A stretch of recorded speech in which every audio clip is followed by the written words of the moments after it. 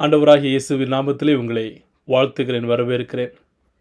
அருமையான தேவஜனங்களே, இந்த நாளிலிருந்து நாம் ஒரு வேத படிப்பை நாம் ஆரம்பிக்க போகிறோம். இது எல்லா புதன்கிழமைகளிலும் மாலை 7 மணியிலிருந்து ஒரு 10 நிமிடங்கள் சிறிதான ஒரு நேரத்திலே ஒவ்வொரு அதிகாரமாக நாம் வேதத்திலிருந்து நாம் தியானிக்க போகிறோம், கற்றுக்கொள்ளப் போகிறோம். நீங்களும் உங்களுக்கு முடிந்தால் இதை நீங்கள் இணைந்து கொள்ளும்படியாக கேட்டுக்கொள்கிறேன். இன்றைய நாள் ஆரம்பத்திலே நாம் ஆதியாகமத்திலிருந்து நாம் இதை ஆரம்பிக்க போகிறோம். ஆதியாகமம் 1வது அதிகாரத்தை சுருக்கமாக அதனுடையதான கருத்துக்களை பார்த்து நாம் இன்றைக்கு தியானிக்கலாம். ஆதியாகமம் அதனுடைய அர்த்தம் என்னவென்று சொன்னால் ஆரம்பம் என்று அர்த்தம். எதற்கான ஆரம்பம் என்று சொன்னால், தேவன் இந்த உலகத்தை ஆரம்பித்ததிலிருந்து மனிதனை உருவாக்கி மனிதனுடைய தேவைகளுக்கான செயல்களை கிரியைகளை உருவாக்கி எல்லாவற்றையும் அவர் சரியான விதத்திலே உருவாக்கி நடத்தி ஆரம்பித்தவராக அவர் காணப்படுகிறார். இந்த முழு வேதத்திற்குடையதான அடிப்படை தெய்வீகத்துவம், அதாவது தியாலஜிக்கலான எல்லா விதமான படிப்புகளும் இந்த புஸ்தகத்திலே நாம் கற்றுக்கொள்ள முடியும். இந்த ஆதியாகம புஸ்தகம் தேவன் அவர் யார், எப்படிப்பட்டவர், எப்படிப்பட்டதான கிரியைகளை அவர் செய்கிறார் என்கிறதையும் நமக்கு சொல்லிக் கொடுக்கிறதாக நாம் இதிலே பார்க்க முடியும். இந்த வேதம் சொல்லுகிறதான இந்த தேவன் அவர் இந்த உலகத்திலே காணப்படுகிறதான பலவிதமான தேவர்களில் ஒருவர் அல்ல. இந்த உலகத்தை உருவாக்கினதான ஒரே ஒரு தேவனாக காணப்படுகிறார். அதற்கான ஆதாரங்களை நாம் வேதத்தின் வாயிலாகவும் மற்ற விதமான கொள்கைகள் வாயிலாகவும் வரலாற்று சான்றுகள் வாயிலாகவும் நாம் இதை காண முடியும். இந்த தேவன் ஒருவரே மிகவும் பெரியவர். இவர் ஒருவரே சிருஷ்டிகராகவும் காணப்படுகிறார். இந்த ஆதியாகம புஸ்தகத்திலே எழுதினது யார் என்று பார்த்தால், ஆதியாகமத்திலிருந்து உபாகமம் வரையிலும் மோசே எழுதப்பட்டிருக்கிறது என்று பரம்பரையாகவே நம்முடைய முன்னோர்கள் சொல்லியிருக்கிறது, வேத அறிஞர்கள் சொல்லுகிறதை நாம் பார்க்க முடியும்.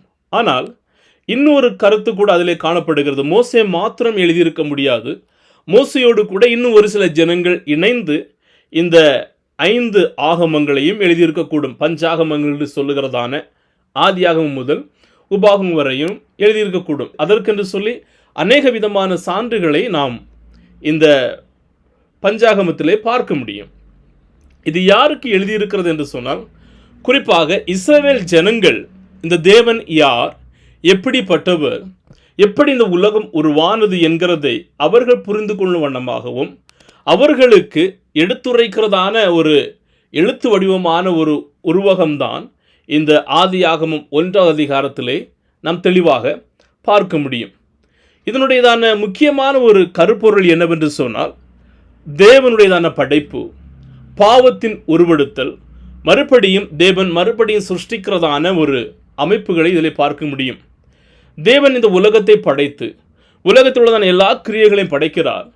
மனிதன் பாவத்திற்குள்ளதாக ஈடுபடுகிறான். தன்னுடைய கீழ்ப்படியாமை நிமித்தமாக தேவன் அந்த உலகத்தை அழிக்கிறதற்கான ஒரு சூழ்நிலை வருகிறது. ஆனாலும் அதிலிருந்து மறுபடியுமாக ஒரு புது லோகத்தை, புது சிருஷ்டிப்பை தேவன் உருவாக்குகிறவராக காணப்படுகிறார். ஜனங்கள் பாவத்திலே மாண்டு கொண்டிருக்கிறதான போது தேவனுடையதான மீட்பு ஆரம்பத்திலே அது ஆரம்பித்திருக்கிறதாக நாம் பார்க்க முடியும். இந்த தேவனுடையதான மீட்பின் திட்டம் ஆபிரகாமின் குடும்பத்துடன் அது தொடங்கி அனைத்து ஜாதிகளுக்கும் அனைத்து ஜனங்களுக்கும் அது ஆசீர்வாதமாக இருக்கிறதை நாம் பார்க்க முடியும். அருமையான தேவ ஜனங்களே, ஆதியாகமம் 1வது அதிகாரம் வசனம் 1 2வது அதிகாரம் வசனம் 3 வரைக்கும் இந்த சிருஷ்டிப்பினுடையதான காரியங்களையும் செயல்களையும் இதில் எடுத்துரைக்கிறதை நாம் பார்க்க முடியும். வசனம் 1 சொல்லுகிறது, ஆதியிலே தேவன் வானத்தையும் பூமியையும் சிருஷ்டித்தார். கிறிஸ்தவர்களுக்கான ஒரு விசுவாசத்தின் நம்பிக்கையின் செய்தியை முதல் வசனத்திலே நாம் பார்க்க முடியும். ஆதியிலே, அதாவது ஆரம்பத்திலே தேவன் வானத்தையும் பூமியையும் சிருஷ்டித்தார் என்கிறதை நாம் இதிலே பார்க்க முடியும். அவ்வளவுதான். இதற்கு அப்புறமாக நாம் எந்த விதமான கேள்விகளையும் இதிலே கேட்க முடியாது. ஒருவேளை நமக்கு அநேக விதமான கேள்விகள் வரும். தேவன் எப்படி உருவாக்கினார், எதற்காக உருவாக்கினார், எங்கிருந்து உருவாக்கினார் என்று அநேக விதமான கேள்விகள் நமக்குள்ளதாக வரலாம். ஆனால் நீங்களும் நானும் ஒன்றை புரிந்து கொள்ள வேண்டும். ஆதியிலே தேவன் வானத்தையும் பூமியையும் சிருஷ்டித்தார் என்கிறதை நாம் உணர்ந்து கொள்ளும் வண்ணமாக, புரிந்து கொள்ளும் வண்ணமாக மோசே இஸ்ரவேல் ஜனங்கள் அறியும் வண்ணமாக கொடுக்கப்பட்டிருக்கிறதான ஒரு முக்கியமான ஒரு வார்த்தை தான் இந்த வார்த்தையாக காணப்படுகிறது. அநேக ஜனங்கள் இந்த உலகத்திலே பலவிதமான கோட்பாடுகளை வைத்திருப்பார்கள், இது தவறு, இது தப்பு என்று சொல்லி. ஆனால் தேவனை விசுவாசிக்கிறதான நீங்களும் நானும் நாம் புரிந்து கொள்கிறது, தேவன் ஒருவரே சர்வ வல்லமை உள்ளவர், தேவன் ஒருவரே அவர் உயர்ந்தவர், தேவன் ஒருவரே அவர் சர்வாதிகாரி, தேவன் ஒருவருக்கே சகலவிதமான அதிகாரமும் இருக்கிறது, தேவன் ஒருவரே எல்லாவற்றுக்கும் மேலானவர் என்கிறதை நாம் புரிந்து கொள்ளுகிறதான போது தேவன் வானத்தையும் பூமியையும் சிருஷ்டிக்கிறது மிகவும் லகுவான காரியம் அவருக்கு என்கிறதை நாம் அறிந்து கொள்வோம்.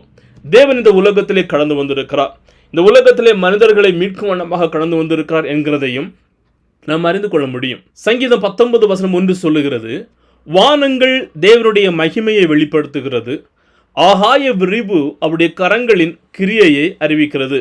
ரோமர் 1:1 சொல்லுகிறது, காணப்படாதவைகளாகிய அவருடைய நித்திய வல்லமை தேவத்துவம் என்பவைகள் உண்டாக்கப்பட்டிருக்கிறவைகளினாலே உலகம் உண்டானது முதற்கொண்டு தெளிவாய் காணப்படும், ஆதலால் அவர்கள் போக்கு சொல்ல இடமில்லை. அப்ப தேவனுடைய கிரியைகளாகிய அவருடைய சிருஷ்டிப்பாகிய எல்லாமே தேவனுடைய படைப்பை மேன்மைப்படுத்துகிறது, தேவனுடைய படைப்பை உயர்த்துகிறது, தேவனுடைய படைப்பை பாடி புகழ்கிறதாக அறிவிக்கிறதாக நாம் காண முடியும். அப்படியான இந்த வேதம் நமக்கு கற்றுக் கொடுக்கிறதான ஒரு காரியம், தேவன் ஒருவரே தேவன், அவரே இந்த உலகத்தை உருவாக்கினவர். அந்த கொள்கையை நாம் புரிந்து கொள்ளும் போது தேவன் இந்த உலகத்திலே உருவாக்கினதான போது அவருடைய தெய்வீகத்துவத்தின் தன்மைகளையும் நாம் புரிந்து கொள்ள முடியும். இந்த ஆதியாகமம் தெய்வீகத்துவத்தினுடையதான முக்கியமான கோட்பாடுகளை இதில் எடுத்துரைக்கிறதை நாம் பார்க்க முடியும். நம்முடைய கிறிஸ்தவத்தின் அடிப்படையாகிய கொள்கைகளையும் இது கொடுக்கிறது. பாவம், அதனுடைய வீழ்ச்சி, அதிலிருந்து தேவன் இந்த மனிதர்களை மீட்கும்படியாக அனுப்புகிறதான ஒரு மீட்பு, இயேசு கிறிஸ்துவாகிய மேசியா இந்த உலகத்திலே கடந்து வந்து மனிதர்களை மீட்கும் வண்ணமாக கடந்து வருகிறதான தீர்க்க தரிசனம், அவருடையதான ராஜ்யபாரம் என்று சொல்லி எல்லா விதமான கொள்கைகளையும் நாம் இதிலே பார்க்க முடியும்.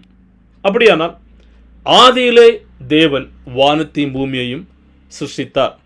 வசனம் 2 சொல்லுகிறது, பூமியானது ஒழுங்கின்மையும் வெறுமையுமாய் இருந்தது, ஆழத்தின் மேல் இருள் இருந்தது, தேவ ஆவியானவர் அசைவாடி கொண்டிருந்தார். ஒரு 4 விதமான காரியங்களை இந்த வசனத்திலே நாம் பார்க்க முடியும். பாருங்கள், ஆதியிலே தேவன் வானத்தையும் பூமியையும் சிருஷ்டித்தார். சிருஷ்டித்ததற்கு அப்புறமாக இந்த பூமி உலகம் அது ஒழுங்கின்மையாக இருந்தது, இரண்டாவதாக வெறுமையாக இருந்தது, மூன்றாவதாக அந்தகாரமாக இருந்தது, இருள் இருந்தது, நான்காவதாக தேவ ஆவியானவர் அசைவாடுகிறவராக இருக்கிறார்.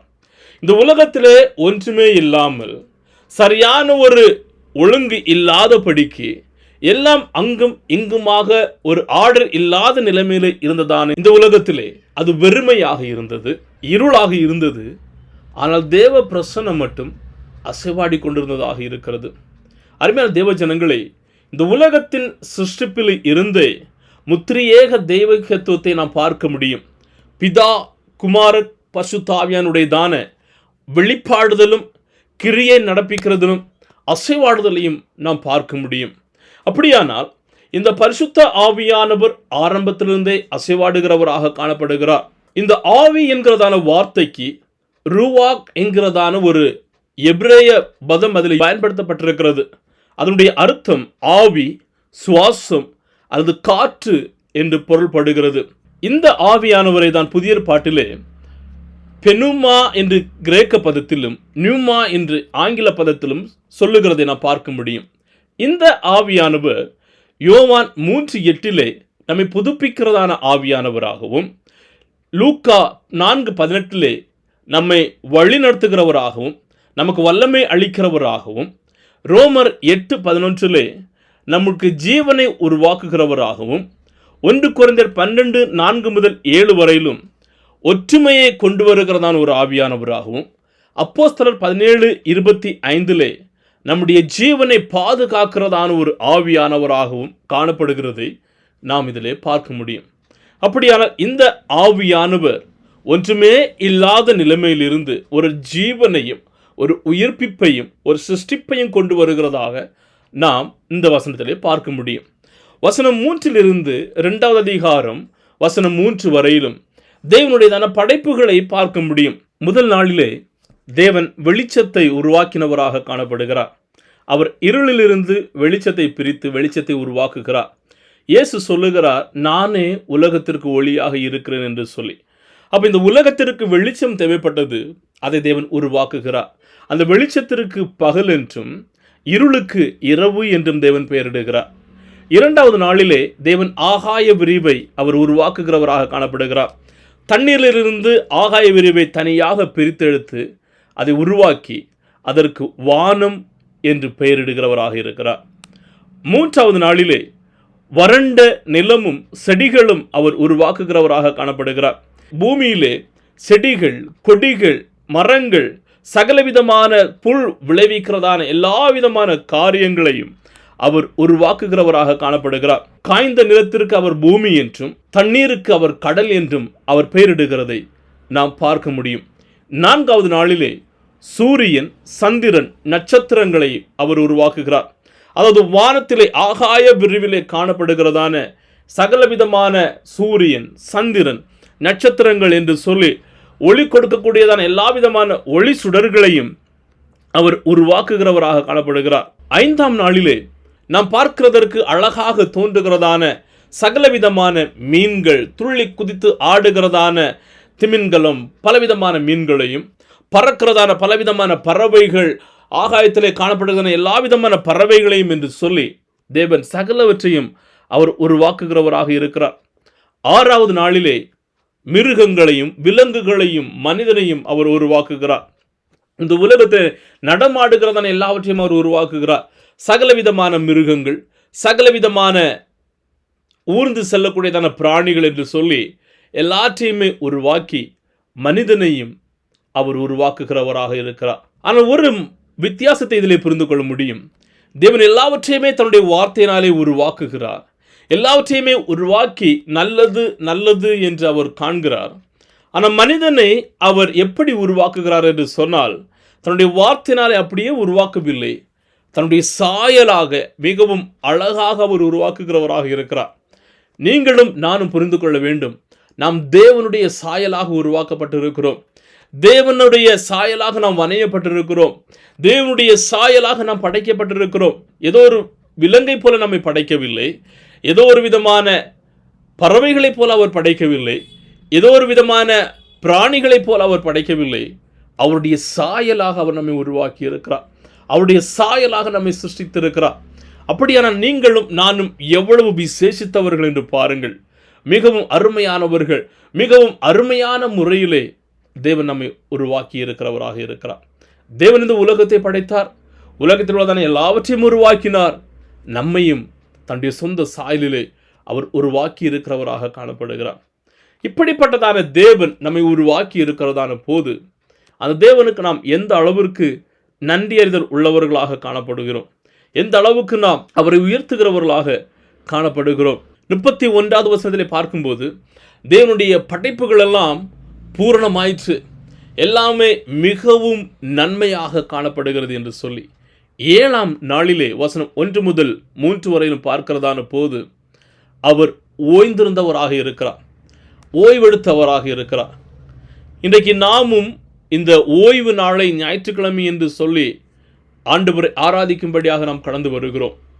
அநேக நேரங்களிலே அந்த ஞாயிற்றுக்கிழமைகளிலே தான் நம்முடையதான மற்ற நாட்களெல்லாம் வேலை செய்துவிட்டு இன்னும் பலவிதமான வேலைகளுக்கு என்று சொல்லி ஞாயிற்றுக்கிழமையை நாம் ஒதுக்கி வைத்திருப்போம். தவறில்லை. ஆனால் தேவனோடு கூட நாம் செலவிடுகிற நேரம் மிகவும் முக்கியம். ஆண்டவரை ஆராதிக்க வேண்டியது மிகவும் முக்கியம்.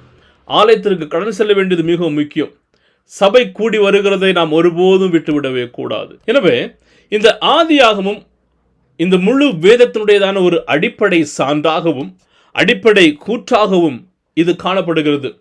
விசுவாசிகளாகிய நாம் அனைவரும் இந்த தேவனுடையதான சிருஷ்டிப்பை உணர்கிறதான போது, தேவனுடையதான படைப்பை உணர்கிறதான போது, நம்முடைய வாழ்க்கையிலே அவரை நம்முடைய தேவனை நாம் அறிந்து கொள்ளுகிறதற்கு உதவுகிறது. இந்த தேவனை நாம் யார் என்று புரிந்து கொள்ள முடிகிறது. இந்த தேவன் எப்படிப்பட்டவர் என்று நாம் அறிந்து கொள்ள முடியும். ஒழுங்கின்மையாக இந்த உலகத்திலே இந்த தேவன் ஒரு ஒழுங்கை கொண்டு வந்திருக்கிறார் என்று சொன்னால் எல்லா விதமான அதிகாரமும், எல்லா விதமான ஆளுகையும் இந்த தேவனிடத்திலே காணப்படுகிறது. அவர் மகா வல்லமை உள்ளவர், சர்வ வல்லமை உள்ள தேவனாக இந்த தேவன் காணப்படுகிறார். ஆதியிலே தேவன் வானத்தையும் பூமியையும் சிருஷ்டித்தார். ஆண்டவர் தாமே நம் ஒவ்வொருவரையும் ஆசீர்வதிப்பாராக. ஆமென், ஆமென்.